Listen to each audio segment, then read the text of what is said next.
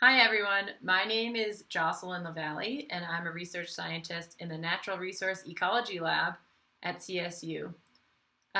Today I'll be teaching you a little introduction to using models in ecosystem science.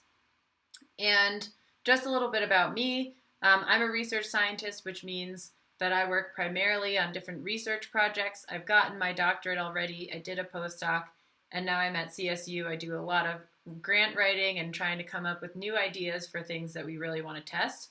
And one big thing that I do is work on some ecosystem models, specifically modeling how soil, carbon, and nitrogen flow through different soil systems and different types of things we can do to sequester more carbon in soils, how that affects things like climate change and plant productivity. And so I use models a lot in my work. And that's why today I'm going to talk to you a bit about modeling, and we'll try to understand some of the basic concepts. Just an overview for what we'll be talking about today. We're doing an introduction to ecosystem modeling, and we'll go through 6 main points, but we'll really spend most of our time in the first half of these.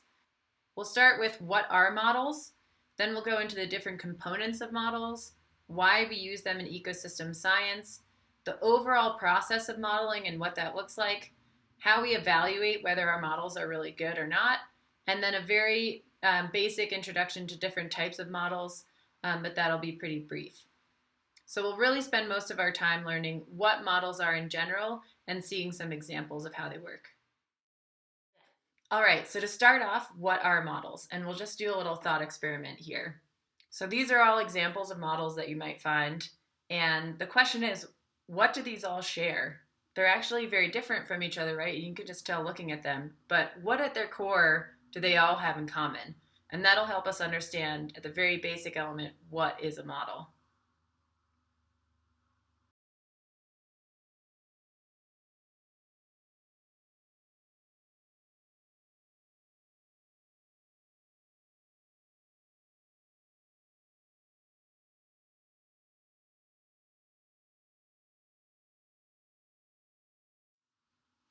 Okay, so you may have come up with a really long list of things, you may not, but there's really one component that we want to focus on that all of these have in common. And that is that they're all abstractions of reality, right? So if we just look at this example on the upper left, right, that's basically an architectural model of a structure that someone is thinking about building on the full scale, right? But if you wanted to just sort of understand what it might look like or how the pieces might fit together, it doesn't make sense to practice at the full scale. So you scale it down, and you don't use the same building materials that you would use in real life, right? You use maybe just these little pieces of cardboard or balsa wood, but it gets the point across, and you can understand how the landscape is going to interact with those different structures. You can understand how things fit together and how they compare in size. And so if that's your goal, then this model is perfect. And it's an abstraction of what you're really going to do, but it's very, very useful because it can give you all of these ideas for how it's going to work in the end. And that's the same thing that all of these other models are doing, right? They're trying to simulate or abstract reality in a way, but in a very simplified manner. So we take a lot of the complication out of the system to understand some core pieces that we're interested in. And that's what all models are doing, but maybe just to different extents, or they just include different details, because it all really depends on what your end goal is and what you're trying to understand. And just some examples of what models are used to do are listed here. I won't go through all of them, but you can read it on the slide. But just think about, traffic simulations are used to time traffic lights. And you've probably experienced when traffic lights aren't well timed. It's super frustrating, and you have to stop at every single one instead of just going on through. So really good models in traffic simulations can fix that. Disaster scenarios, so how much water would cause a dam to burst, or when we could expect flooding with how much rain might a flood occur. These are all things that models are used to predict, and they're super duper important. If we didn't have these models, we would have no idea what to expect. So we use them in models of the atmosphere, climate change models you'll keep seeing over and over. They're really important for predicting the future. Hydrologic models to understand how much water is going to come in and out of a system. Ecosystem models, which is what we'll focus on today, are used all the time for soil, plants, greenhouse gas emissions. Animal populations are another great example, and you've probably seen those already in this class. And it goes on and on and on. Models are used all the time. So we've learned that a model is a simplified representation of reality. But let's talk this through a little further with this example of a map, which is itself a model of reality, right? So if you think about this map on the left, that is very, very detailed, right? That's actually a satellite photo of this landscape. But if all you're trying to do is get directions to drive somewhere, it doesn't make sense to download all of that data and use all these different structures, right? You really just need a very simplified map that has just the roads and maybe a few important landmarks that might help you get your bearings. So you create this model basically of the landscape in a map that's very simplified, but it has that key information that you need to achieve your purpose. So thinking about this map, right? It's symbolic, it's an abstraction of reality, but it doesn't include all the information. It highlights important objects and relationships, and it leaves out all of those details that we really don't need, like where every single tree on the landscape is. Not necessary. So models for different purposes feature different sets of objects and relationships, and that's really important. So even just thinking about maps, if you were going to go on a hike in the mountains, a map like this would not do you any good, right? There are no roads, and it's not really going to help you with getting where you need to go. Instead, you might want, say, a topographic map, a map with a lot more landscape features so that you can really understand where you are and get your bearings. And so that's the same with different models. If you have a different purpose, chances are you're going to include different information, different details to really fulfill that goal. Again, a model is a simplified representation of reality. So we're going to jump right into an example here, but don't panic because we're going to go back and think about this more simply. But I just want you guys to kind of get an idea of what these look like in general before we start trying to think about making our own or how they really, really work in terms of the nitty gritty. So this is an example of a pretty basic model, but we'll first think about the system that these people are trying to model and figure out. So we've got wildebeest here, right? And we've got grass. It's very simple. And what these scientists want to do is they want to predict the population of wildebeest, and they think it's probably linked to how much grass there is, right? That makes sense. That's their food. And we know that with population models, you need to understand birth rates and death rates, and probably a lot of that's going to depend on how much food these animals had to eat, right? So in order to do that, they've actually kind of combined two kinds of models here. So you can see we've got ungulate energy balance and population model linkage. And so that's exactly what I just talked about. We have the energy balance, which comes from how much forage they have, how much food, and then their population model. So how quickly they're going to birth new calves and how quickly they're going to die. In total, that'll give us the population of all the wildebeest, right? So these scientists, they want to know this, but they also don't want to have to measure too many things or include too much information in their model. So they're trying to distill it down to the very basic properties that they think are necessary to get this right. And what you can see here, the first thing that'll come to mind is there are different types of wildebeest here in terms of their size. So you have calves, you have mature males, which are huge. You have females, which might be a little bit smaller. And if we're trying to link how much food they have to how they'll survive, one thing that you might realize we need to do, okay, calves are going to need less food maybe than a mature male. So if we just modeled them as wildebeest, all the same, we might get the wrong answer because calves actually need a lot less to eat. So what the modelers here have done is they've separated out the different type of wildebeest based on how much food they think they need to survive and their life stage. Those things are linked. So here we have calves, we have immature females and males, and we have mature females and males.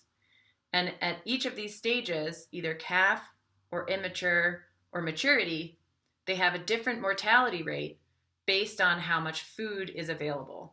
Because for calves, if there's less food available, it might still be okay. For mature males, probably not.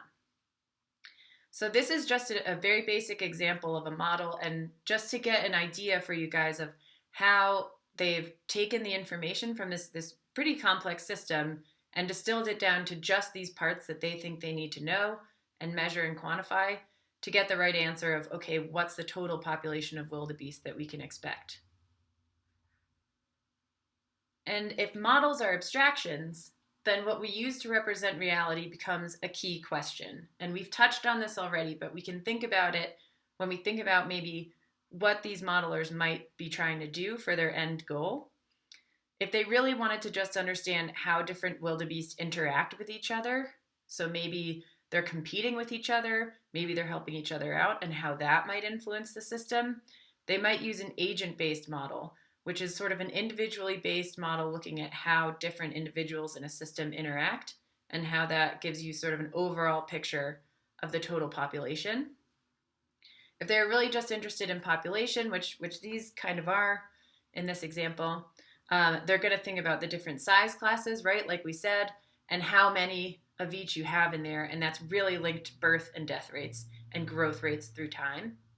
If it were an ecosystem model, and that's what we'll focus on for the rest of the lecture, they are probably going to think more about masses. So in this example, we might think of how many wildebeest there are in total mass, how much grass there is in total mass, and how the mass of those different things sort of feed into each other and give you a total picture of the system. And if that's a little bit confusing now, don't worry, because we'll really dig into this a bit more, but I wanted you to see an example right off the bat to try and get these things to coalesce a little bit. Okay, so what do these models really look like in practice? Let's think about actually building one and what it might look like. So conceptually, we usually will draw out a model as a box and arrow diagram. For the different types of models that I just showed you, these boxes and arrows might represent different things. But since today we're focusing on ecosystem models, we'll think about these boxes, which we call here pools or stocks.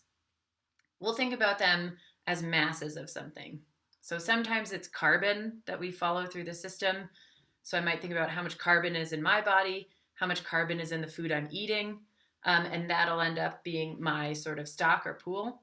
We might think about nitrogen, we might just think about total mass, but usually it's like a quantity of something. Then to connect these pools, we have fluxes. So these are represented as arrows, either coming into or going out of.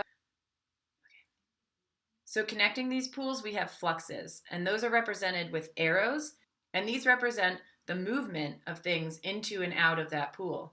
So again, like I was saying before, if I was eating something, that would be a flux into my pool.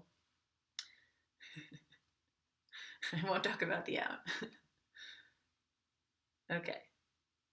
And these fluxes are rates. So they're usually a quantity over time because, I might eat one meal every day. I might eat 4 meals every day. And that rate is really going to affect how fast I grow. I'm going to move away from this my body metaphor because quickly it's not going to get pretty. Right, so let's just think about boxes again. So we have a flux coming into the pool. That'll cause that pool to fill up, right? But then you can also have fluxes leaving a pool, and that'll cause the pool to be depleted. If that flux, say from pool A is going into pool B, then pool B will fill up, but pool B also has an outgoing flux that's going to deplete it. So this makes general sense, right? It's like a bathtub, and the faucet is filling the bathtub, the drain is draining out. If they're both running at the same rate, nothing's going to happen. If the drain is off, so there's no outflux, the bathtub will fill up. If the faucet is turned off and the drain is opened, the bathtub will drain, right?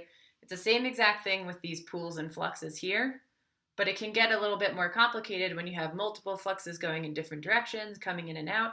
And when we actually run the model, it'll all happen simultaneously, right? So you can imagine this gets really complicated really quickly.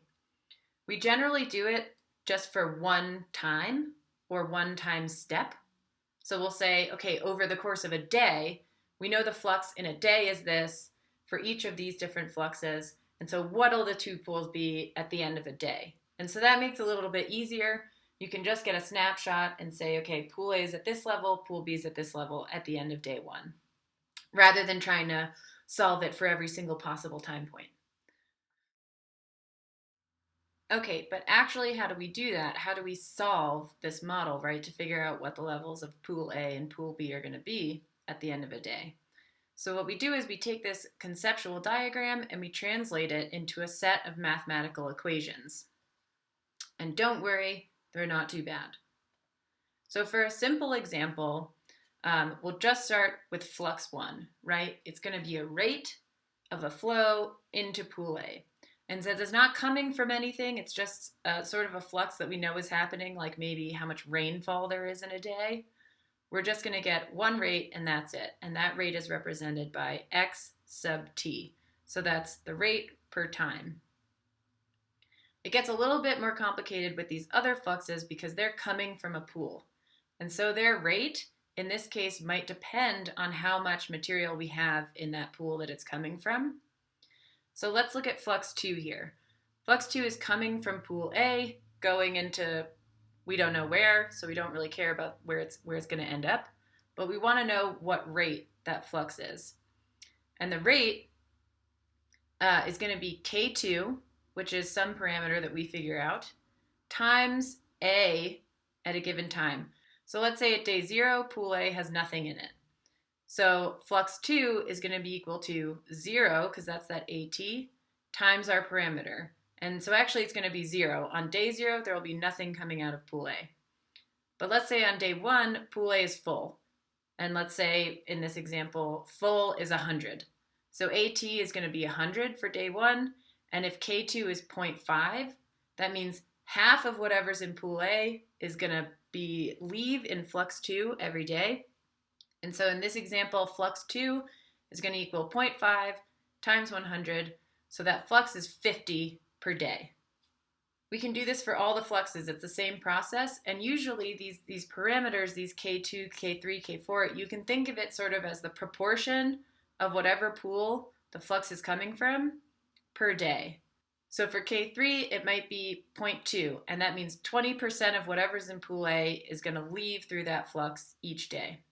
To solve for our pools and how much we have in them at the end of each day, you add up all the fluxes in and out. So you have whatever your pool was to start, you have flux 1 coming in, so that's adding, and then you have flux 2 and flux 3 going out, right? So those are subtractions. Let's translate this into a relatively simple example to see kind of how these things might work in real life. So this is a food web biomass example, but it's very simple. We're just going to think about populations of squirrels and foxes. Since it's an ecosystem model, we're really going to focus on the mass in each of these pools. So what's the total mass of squirrels in our system, and what's the total mass of foxes? Let's picture that we're just talking about on the CSU campus. So if we wanted to go and measure these things, we'd round up all the squirrels and weigh them, and we'd do the same with the foxes. But maybe we just want to estimate this without having to actually go round them all up, so we could use a model. And our fluxes in our model, for the incoming flux to the squirrel pool, right, what causes that pool to increase? It's whatever they eat, right? So it might be eating acorns.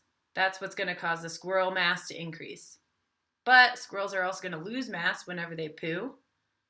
And they're also going to lose mass if they get eaten by foxes. Foxes are going to gain mass by that same flux, right? Eating the squirrels.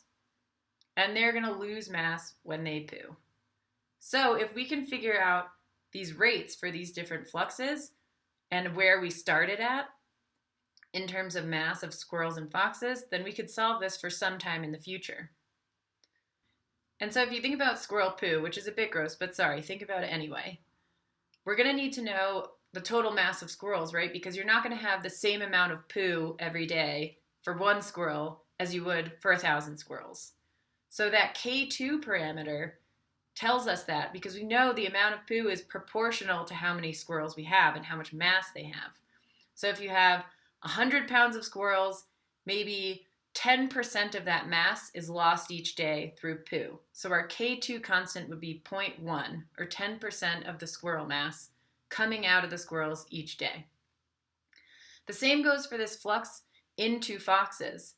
Foxes are going to be able to find and eat more squirrels if there are more squirrels, right? If there's only one squirrel and all the foxes are trying to find it, they're not going to be eating very fast. If there's 2,000 squirrels and one fox, he's going to probably eat a lot of squirrels. So it's the same concept with this K3 parameter. It's just going to be a proportion of how many squirrels are there is going to get eaten each day by the foxes. So let's say, again, 10% of all the squirrels, the foxes are going to get and eat, and that's going to be their incoming mass. So if you have one squirrel, maybe each day, really on average, the fox is only getting a tenth of a squirrel. But if you have 1,000, the foxes are going to get 100 squirrels per day. And the same thing with the poo. We won't go through it again, but the fox poo is also going to be proportional to how many foxes we have.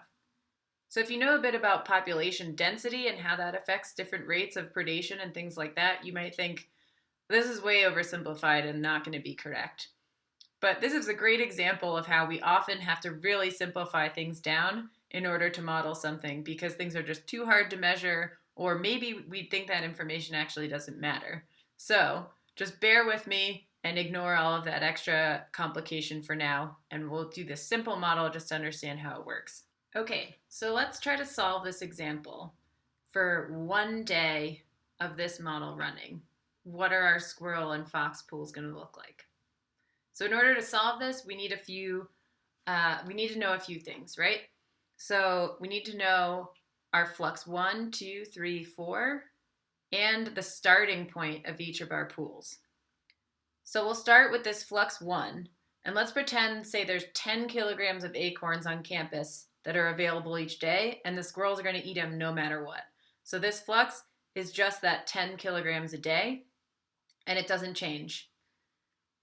For flux 2, it's a bit different, right? We need to know this K2 parameter. And so let's say the K2 parameter is 10% or 0.1 of all the squirrel mass that they lose as poo each day. K3, we'll say that's 5% or 0.05. So the foxes are going to eat 5% of all the squirrels that are available each day. And for the K4, the fox poo parameter, we'll say that's 8%. So the foxes lose 8% or 0.08 times their mass every day in poo. And then we also need to know our starting values for these two pools at day 0. So at the very beginning of our model running, what are we starting with? And we'll say for squirrels that we have 50 kilograms of squirrels on day 0.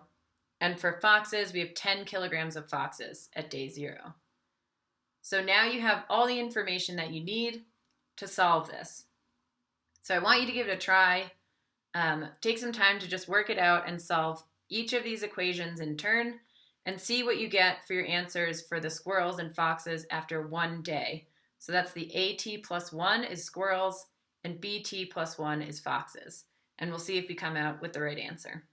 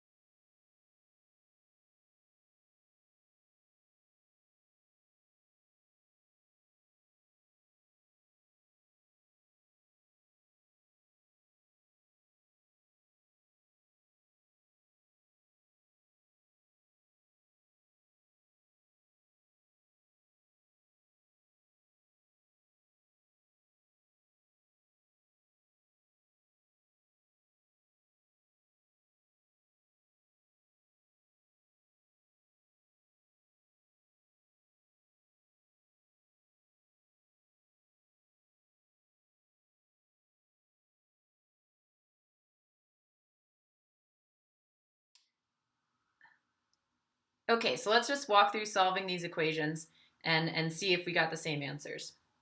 So remember, we're solving this over one day, and since our fluxes are kilograms per day, that basically all cancels out, and we can just talk in kilograms for this one time step. Right, so flux 1 again is just xt, there's no multiplication or anything, and we know that's 10 kilograms per day. So 10 kilograms for flux 1 for this one day time step. Flux 2, now we have to multiply K2 times that squirrel pool at time 0. So that's going to be 0.1 times 50 kilograms. Flux 3 will do the same thing. We'll multiply K3, which is 0.05, times that squirrel pool at day 0, which is 50 kilograms. And flux 4 for the fox poo is going to be 0.08 times 10 kilograms because that's the size of the fox pool at day 0. Right, so we can add these all up, right, to solve for our actual pools after one day. And for squirrels, we get 50 kilograms at the start. We have 10 kilograms coming in through that acorn flux. Then we have 5 kilograms going out through poo and 2.5 kilograms going out as foxes eating them. For the foxes, we have 10 kilograms to start. We have 2.5 kilograms coming in through that same eating the squirrel flux, and they're only going to lose 0.8 kilograms to poo. So the end for squirrels, we have 52.5 kilograms at day 1, and for the foxes, we have 11.7 kilograms. So our pools are growing, right? We started with 50 and 10, and we end up with 52.5 and 11.7 after one day. So you can probably already tell just looking at this model and these numbers that's not very realistic, or at least it's not sustainable. If our populations were growing that fast every day, we would have a lot of foxes and squirrels. So this is a really important step in model formulation. Often we'll build a model like this and estimate some of these parameters based on what we know.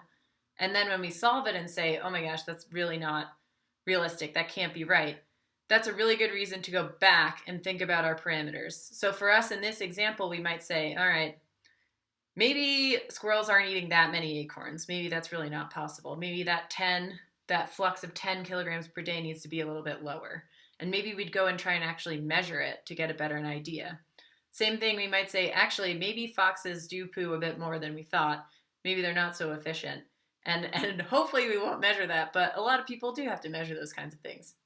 So this is a really important iterative step in model formulation, and that's what scientists do all the time. They look back at their results and think about, is this realistic? Is this correct? And sometimes you can even compare it to actual data that you have and decide whether you need to fix your model or change your hypotheses or really understand one of these fluxes better. Maybe we just need more data and more measurements to understand these rates better than we do right now. We've seen a lot of these already in our example, but these are some general components of models. Inputs or forcings are really important conditions that might drive the state of our model. So for example, weather inputs like temperature, precipitation, solar radiation, and humidity, those things will often drive the rates of your different fluxes. So for example, in our squirrel fox example that we just worked out, temperature might play a really big role. If it's really, really cold, the squirrels and foxes aren't going to be as active. Maybe the rates of poo or predation are going to decrease. So we call these things forcings, and we often have them controlling the overall rates in our models. But they sort of do this almost in the background. Disturbances like fire, harvest, and storms can also do the same thing. You might have one big occurrence that is going to influence all of your rates for a certain amount of time in your model, and then maybe it'll go back to normal. You also have your state variables. So those were our pools or our stocks that we had the foxes and squirrels before.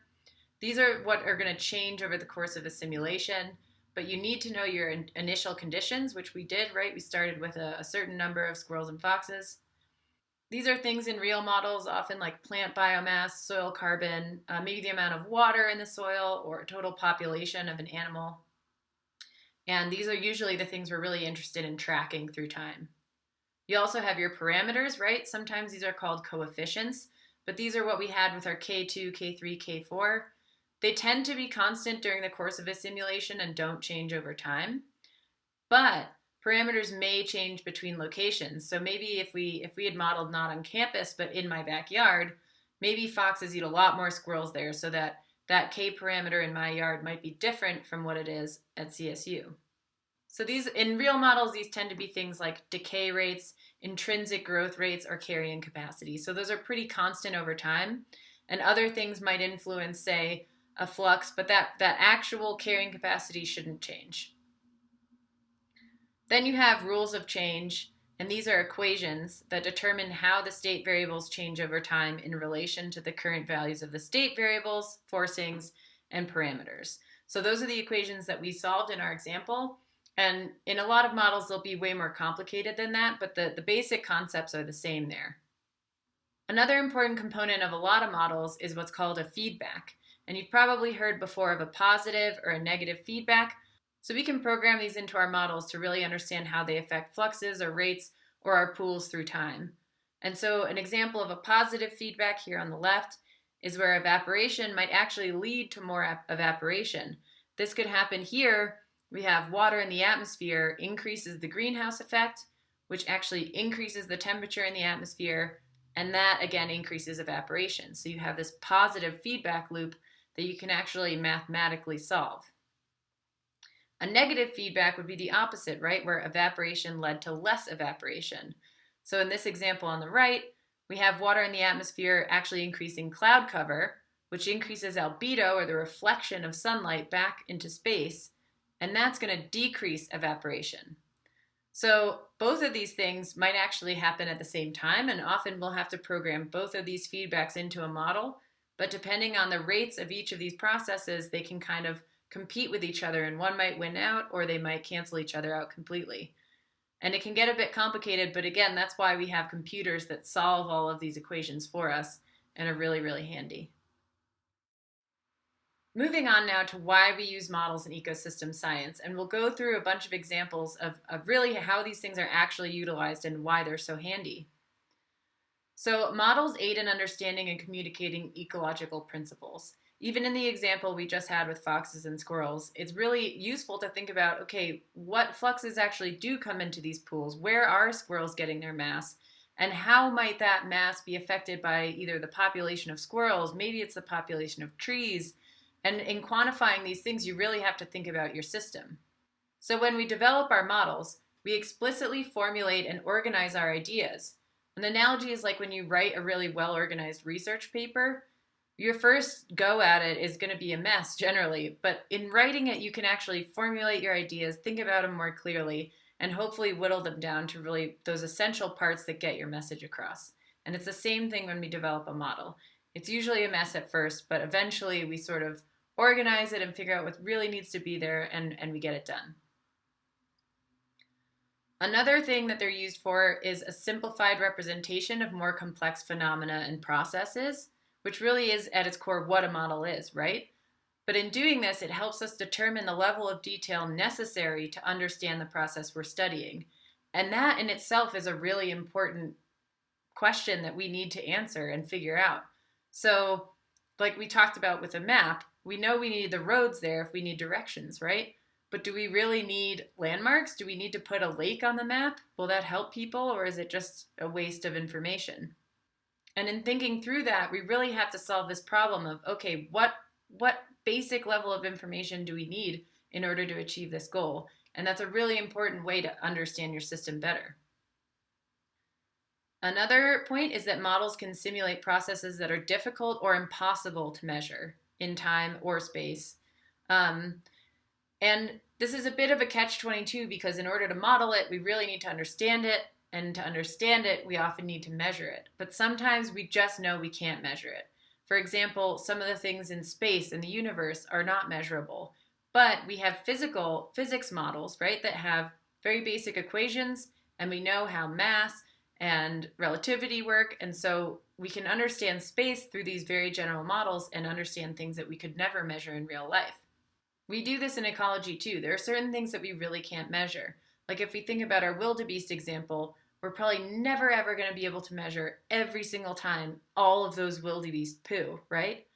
But if we know in general, okay, this is about how much a typical wildebeest is going to poo, we can just program that into our model and check and see if it fits and if it's probably correct. And that's what a lot of modeling is. There are just, some things that are so complicated or just so massive that we can't measure them, and we have to use everything we know and try to figure it out using a model. Models are also used to perform experiments that we could never do in real systems, and just predicting the future is a very good example of that. It doesn't make any sense to wait 100 years to figure out how hot our atmosphere is going to be. That would sort of defeat the purpose, right? So instead, we can model the future using what we know now, and that'll give us a really good idea of what's going to happen, and we don't have to just sit around and wait for it to happen to understand it. Models can be used to guide research projects, including data collection and hypothesis testing. This is really, really useful for field work. You can kind of simulate things to understand, okay, what's the most important parameter in this model, and I have to go measure it in my experiment, because if I don't, I really won't understand this system. Or you can figure out, okay, how many wildebeest can I expect to be in this savanna, and how can I plan to measure that in my field experiment? Another really great use for models is predicting outcomes or dynamic changes, which I actually talked about a little bit earlier, but thinking about how will changes affect systems in the future, how will systems respond to management or disturbances. These are things we can simulate and try and figure out what to expect. So a great example is how increased atmospheric CO2 is going to alter community composition on the shortgrass steppe over time. There you could use a dynamic vegetation model, and you have your atmospheric CO2 as your forcing, right? That's an external factor that's going to drive how your model behaves. And you can look through time, knowing what you know about shortgrass steppe species, how are they going to change with this CO2 change? And the last thing we'll touch on is called sensitivity analysis. So this can be performed by changing parameter values or forcings and evaluating how sensitive the model results are to those changes. So what you do is you build your basic model. Let's think again about our squirrel and fox model. And then you pick one parameter that you might change. So let's say that incoming flux of acorns will change from 10 to 100, and see how that affects our model. Then we'll put it back to that starting value, and we'll say, okay, instead let's change the rate of foxes eating the squirrels. And we'll change it from 0.05 or 5% to 50%, and we'll see how much that changes our squirrel population. So in that way, you can really understand, okay, like what's the most important process in this ecosystem that's determining this thing I'm interested in, this squirrel population. And we do this all the time. We'll build our basic model, and then we'll alter a few things to see, okay, do these really matter? Or is this just sort of an extra thing and we don't really need to measure that going into the future?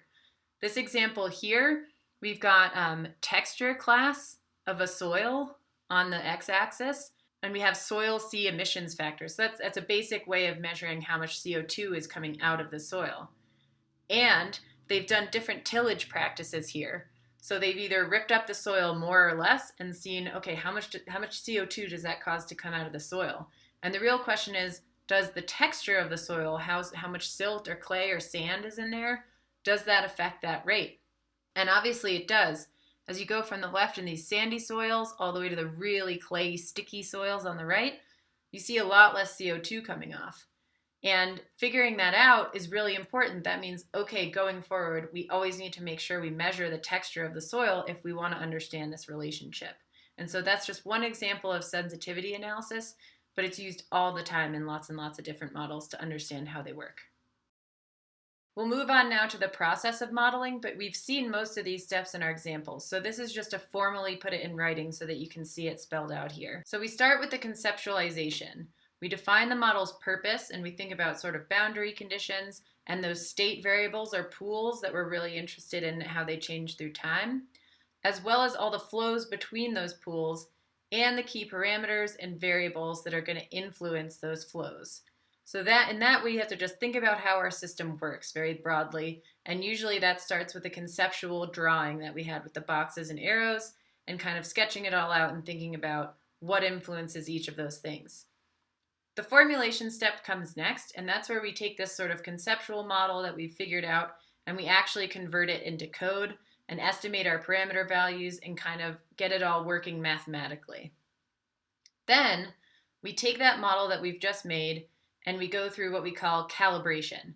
That's where we usually take some data set that pretty well represents the system we're trying to model, and we use that data to adjust our parameters and input variables so that the results of our model actually match the data that we have. So this is like in our fox and squirrel example. If we went out and measured how many foxes and squirrels there were and the numbers were way, way different, we'd do what we were kind of doing where we'd say, okay, maybe this acorn flux isn't right. What actual number could we use to get the data that we're seeing? and that might help us figure out our different values. So that's called calibration of your model. The final step is called validation, and that's very similar to calibration, except you're using a completely new data set and you're not changing your model at all. You're running your model and then you're comparing it to this new data set and you're saying, does it fit? And if not, why? And generally, our models don't work the first time. So we'll calibrate them with one data set. We'll get a completely new data set. Maybe we go to a different site or we measure during a different year and we rerun our model and say, oh my gosh, like these values are really, really different. The model's predicting 50, but I measured 20. So what's the deal? And you go back and you think about your model formulation and what you might need to change. You might recalibrate it and you basically go back to the beginning and run all these steps again. And so we call modeling an iterative process because you keep doing it over and over to try and improve your model based on what you're learning, based on new data you're getting.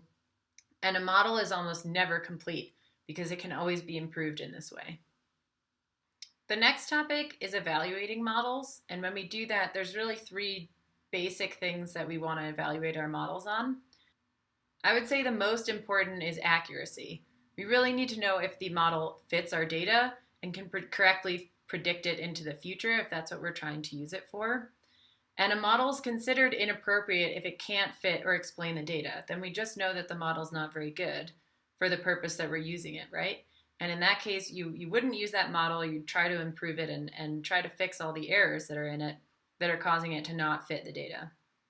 So in terms of accuracy, we'll look at a few different ways that we do this, but that's really the number one thing that we do when we evaluate models. Some other things we think about are generality of the model. Is this a model that can really only be used on the CSU campus and we can't predict squirrels and foxes anywhere else? Because then it's maybe not actually that useful. And there's actually formal ways that we can test for generality, but we really want to know how many scenarios could this work for? Would it maybe work for different processes, like different animals than squirrels and foxes? Or would it work in different ecosystems? And that's really important to know because it really determines how useful your model is maybe in different scenarios or to other people. A third thing that we want to know when we evaluate our models is, are they realistic? Does this mathematical model relate to the ecological concepts which it was intended to? Or is it really just kind of a bunch of made up numbers that we just put in there because they give us the results we want? Does this K2 parameter mean anything in real life, or is it just a number that gets our data to fit the model? And so the level of realism in a model, it's a lot like with our maps. Sometimes it just depends on how much information we include, and that determines how realistic it is. But sometimes we can really get away with very little information in the model and still use it for our purpose, but we know that it's not very realistic. So just getting a little bit more specific on those previous points, for accuracy, the way that we test it is we compare the model output against experimental data and evaluate a goodness of fit, right? So we'll see on the next slide some examples of this, but in general, you can kind of plot your data versus your model's predictions and see, are they on a one-to-one line? Do they fit each other? Or is my model always predicting double what my measurement values are? And that's one really simple way to test the accuracy of your model. You can also do model comparisons to look at accuracy. And so one measure that you may have already seen is the AIC, but this requires observations and data to calculate. You can also say, does my model produce a similar prediction to other models? That's one way to maybe test the accuracy for something like a future prediction where you can't actually get data from the future to test your model, but you can say, well, these other really smart people came up with a model to do the same thing, and are ours kind of getting the same prediction, or are they really far off? In terms of looking at whether your model is general, you can test and evaluate it in a wide range of environments and conditions and see if it fits the data, and that can tell you about the generality of your model. Of course, that requires a lot of data from different places, which can be difficult to get.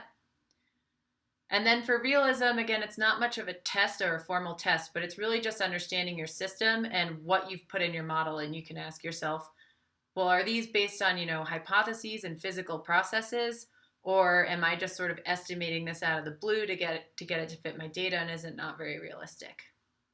These here are just some examples of performance measures to evaluate how well your model fits the data. And so there are a lot of different measures because there's a lot of different aspects of the fitting and the comparison between a modeled value and a data value. So we end up with a lot of different ways to measure this and reflect it. But that's actually kind of good because your model might perform really well for one of these and really poorly for another.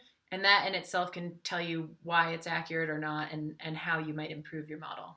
And so, just to get a bit more philosophical about this, we can look at this quote from a paper from 1994. And the author says, "What is a good model? Let us define a good model as one that is capable of reproducing the observed changes in a natural system while producing insight into the dynamics of the system. A model that can generate an observed pattern of cultivation but that has no underlying basis in fact is not a good model by this definition, since it tells us nothing about the underlying processes that interact in the natural system." And just an aside, that gets to this idea of how realistic your model is. And if you have a model that just says squirrels are going to grow by 0.1% every day, but you don't know why, is it because they're eating more? Is it because foxes are eating less? Is it because they're pooing less? Then you really don't know that much about your system at all. You've just kind of described it in a way that's not very useful, you couldn't use for predictions, etc. So the quote goes on, "A good dynamic model will, by its nature, be predictive." And that means that if you have a really good model that's working and has underlying processes and mechanisms, and those are all correct, then you should be able to predict into the future using that model, because that's actually representing how things work. So it goes on, "We should be able to take a model and, by altering the environmental variables, predict a new state of the environment after some specified time interval." Which is what we just said, right? If you've got a great model that's working, you've really captured those underlying processes, then you could use that model to predict the future. You could use it to predict if something changed, say you got double the number of foxes, you'd accurately be able to predict the number of squirrels the next day. So that's really what we're looking for in a really good model. Lastly, we'll just briefly touch on some different types of models. And just know that most models can have a combination of these characteristics, but we like to sort of classify things and understand the differences between different models. So this is a very brief overview of that for you guys. So first, we can have statistical or empirical models versus theoretical or process-based models. So a statistical empirical model is really going to be based on the data. It's a lot of what you guys have already seen in terms of linear modeling and things like that. Whereas a theoretical or process-based model is more based on what we know about our system, the laws of nature, and how things relate to each other on a more general scale. Then you can have deterministic versus stochastic models. So the same input equals the same output. That's deterministic. So if you have the same sets of parameters in the starting point, you're always going to get the same answer with a deterministic model. With a stochastic model, there's actually some probability involved. And so you, even with the same input parameters and everything, can actually get a slightly different answer each time. And that's because there's some randomness programmed into that model. And it says, well, even if we know how much these foxes are going to eat, you never know. One day they might poo a little bit less than the next day. And so it's random kind of what answer you're going to get for a given simulation that you run. Phenomenological is modeling the pattern or phenomena in a descriptive way, whereas process-based is modeling the exact processes that are causing those patterns. So you really understand the underlying things that are causing what you're seeing, rather than just kind of understanding it in a more fuzzy way. But the distinction between those two can sometimes be a little hazy and difficult to understand. And a lot of our models really combine these two things. So we really understand some mechanisms well.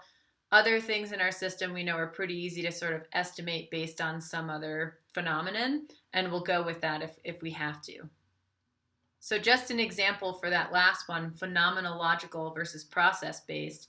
If you think about trying to model when aspen turns gold in the mountains, you could probably just kind of do it in this fuzzy way by saying, okay, I know that the higher up a mountain they are, the faster they turn, so they're going to turn earlier in the year. And it also depends on the day of year, right? It's going to happen sometime in the fall. And you could model it that way by figuring out how these things interact in terms of elevation and day of year to predict when they're going to turn gold. But if you wanted to do it in a more process-based way and really understand the mechanisms, you know it has to actually do with air temperature, soil moisture, aspect, day length. These are the things that are actually going to cause those trees to change their leaf color. And when you look at elevation and day of year, those are actually just predicting, they're ways of sort of predicting air temperature and day length, right? So in some ways, you can use things like elevation and day of year to estimate the real underlying processes and just kind of get away with ignoring those underlying mechanisms. That would be phenomenological. But if you really want to get that nitty gritty and figure out, okay, what's the exact mechanism that's causing the chemistry in that tree leaf to change, then you have to get more into these things like air temperature, soil moisture aspect, day length. And a lot of our models do a bit of both because it's really hard to measure all of these mechanistic things, and sometimes we can estimate them. Right, so given all of this, models are super useful tools. They're used all the time, but we do have to proceed with caution. Models aren't the only way to do some of these things. They're one of many tools that we have in our toolkit. And we know that they're approximations, right? We just saw in our squirrel and fox example that like sometimes we really have to guess at these things or really simplify it down to a point where we know it's not that realistic. And we know that it's not the truth. So it can be an approximation, it can be a handy tool, but even good models can be used inappropriately, and we have to watch out for that. There's a balance between model complexity and general usefulness, right? If we get our model way too complex and it's really specific to one system, then it's not going to be generalizable to many systems. Uncertainty is a really important part of modeling and what we need to think of when we're evaluating and using our models. And if you just think of our example, we were estimating that, foxes eat 5% of all the squirrels every day. Do we really know that number is 5%? How sure are we? Is it possible that it's 50%? Is it possible that it's 0.01%? And how do we incorporate that uncertainty into our final estimate? This is a really important part of modeling and something that you generally want to try to understand about any model that you're building or using, because it really affects how useful and how accurate your results are.